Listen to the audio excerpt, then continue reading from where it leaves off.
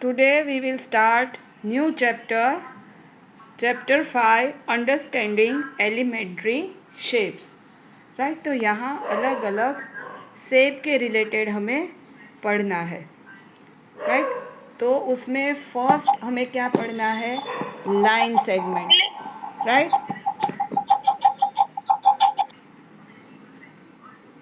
First we have to learn about line segment. तो line segment किसे कहते हैं पता है ना सबको? हमने आगे के चैप्टर में ही ये डिस्कस किया था. राइट, लाइन, रे एंड लाइन सेगमेंट. राइट, जिसके दोनों and right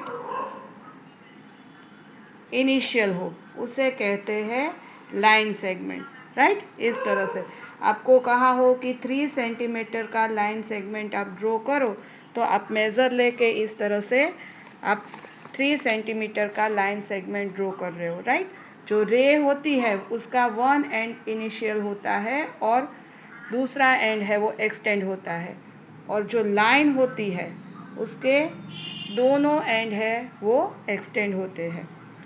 okay, so line segment किसे कहते हैं? देन उसमें कंपेयर, जो लाइन सेगमेंट दिया हो उस लाइन सेगमेंट का कंपैरिजन किस तरह से करना है वो हमें एक्सरसाइज 5.1 में पढ़ना है. हमारा फर्स्ट क्वेश्चन है, what is the disadvantage of comparing line segment by mere observation. Right, हम प्रॉपर ऑब्जर्वेशन ना करके अगर लाइन सेगमेंट को कंपेयर करते हैं तो उसके डिसएडवांटेज क्या है? By mere observation, chances of error due to improper viewing are more. Right, आप प्रॉपर तरीके से अगर उसे ऑब्जर्व ना करो तो उसमें उसका जो मेज़रमेंट है वो गलत आएगा. सपोज आपने ये लाइन सेगमेंट ड्रॉ की है. राइट, तो आप उसे एग्जैक्ट मिड पॉइंट से, राइट, एग्जैक्ट मिडल से आप ऑब्जर्व करोगे तो वो या तो आपका जो सही मेज़रमेंट है वो आएगा नहीं, या तो आगे की तरफ दिखेगा या तो पीछे की तरफ दिख. आप एग्जैक्ट वहीं से नोटिस करोगे तो वो सही आएगा. राइट, इसलिए इसमें एरर रहने के चांसेस ज़्यादा है.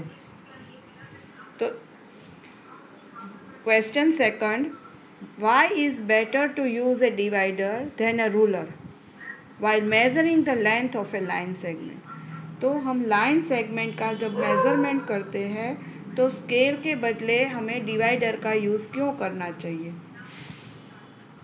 While measuring the length of a line segment, it is better to use a divider. Right? क्यों करना चाहिए? Because with a ruler there may be error due to thickness of ruler and irregular viewing. Right? जो हमारी ruler है उसकी thickness से भी शायद हम कभी पॉइंट का भी मिस्टेक हो सकता है, और हमने प्रॉपर व्यू नहीं किया हो, प्रॉपर अच्छी तरीके से उसे व्यू किए बिना मेज़र लिया हो तो मिस्टेक हो सकती है. बट डिवाइडर से एग्जैक्ट हमें उसके दोनों पॉइंट ले लेंगे, एक तरफ जहाँ पे पेंसिल है और एक तरफ राउंडर है. राइट, उसका पॉइंट, तो हमारी मिस्टेक नहीं होगी. राइट, इसलिए डिवाइडर का यूज़ ज़्यादा बेटर है, उसमें मिस्टेक एरर नहीं हो सकती.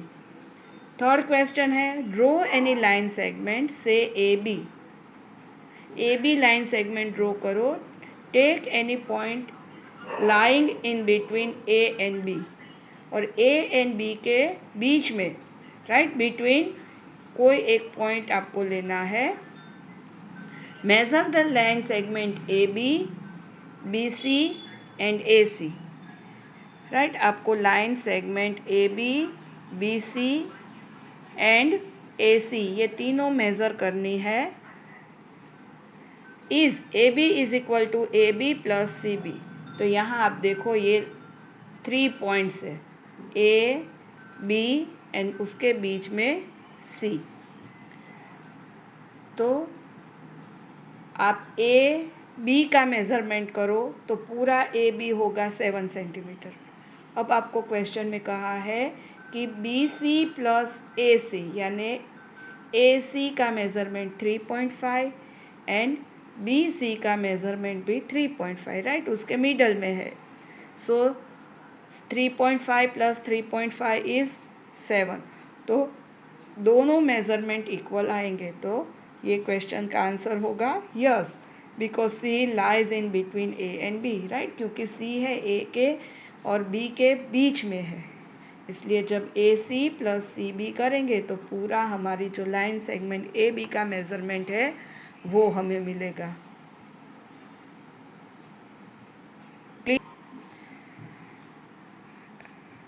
Verify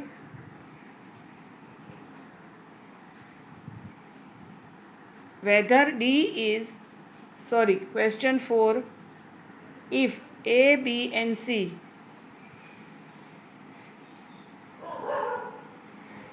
three points on a line such that AB is equal to 5, right, AB का measurement है 5 सेंटीमीटर, BC का measurement है 3 centimetre and AC is equal to 8 centimetre, which one of them lies between the other, तो इनमें से कौन सा point है वो बीच में मिडल में होगा। सो यहाँ आप ड्रॉ करो लाइन, उसमें ए एंड बी पॉइंट लो जो 5 सेंटीमीटर है, राइट, उन दोनों के बीच का distance 5 centimetre. Then B C वो है 3 सेंटीमीटर। तो ए सी का टोटल करो कितना आएगा, 5 प्लस 3 इज 8। तो यहाँ पे मिडल में कौन सा पॉइंट है, B lies in between the other two, right, B point है वो बीच में है। Next question 5, verify whether D is the mid point of A G. तो आपको यहाँ वेरीफाई करना है कि जो डी पॉइंट है वो ए जी पॉइंट के मिड में, मीन्स एग्जैक्ट बीच में है। सो हम यहाँ से स्टार्ट करें, ए टू बी का 1 सेंटीमीटर, बी टू सी का 1 centimetre and C to D का 1, यानी टोटल कितना हुआ 4 माइनस 1 इज इतना डिस्टेंस हमारा हुआ 3 सेंटीमीटर। अब आप यहाँ से स्टार्ट करो, ये 1, ये 2 एंड ये 3 सेंटीमीटर, राइट, तो दोनों तरफ इक्वल डिस्टेंस है। तो 4 पॉइंट जो डी पे है, राइट, 4 सेंटीमीटर का, वो एग्जैक्ट उसके मिडल में है।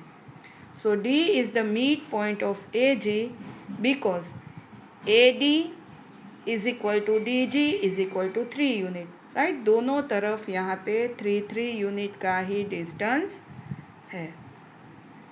नेक्स्ट क्वेश्चन है,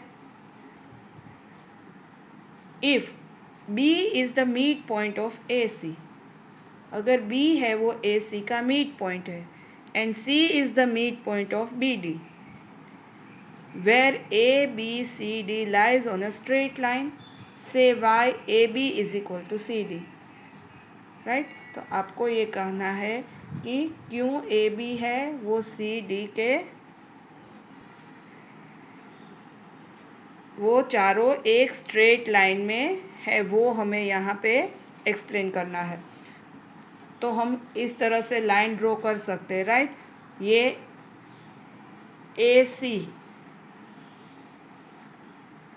AC लाइन है, उसका मिड पॉइंट यहाँ पे B है, राइट, ये A, ये C और यहाँ पे B। अब B से लेके वापस एक लाइन ड्रॉ करते हो, उसमें आ रहा है मिड पॉइंट C। तो आपको ये कहा है कि AB and CD are equal, ये दोनों इक्वल है, और क्यों है, because AB is equal to BC and BC is equal to CD। AB और BC का मेज़रमेंट इक्वल है, क्यों, क्योंकि B है वो AC का मिड पॉइंट है, और BC और CD का मेज़रमेंट इक्वल है क्योंकि C पॉइंट यहाँ पे मिड में है। So AB is equal to CD। Next exercise 5.2 explain करने से पहले उसमें जो हमें पढ़ना है, तो एंगल्स का हमने आगे के चैप्टर में भी डिस्कस किया था। वापस रिपीट कर रहे हैं कि an angle is a figure formed by two rays, right. दो रे से है वो ये फिगर बनती है एंगल की, राइट।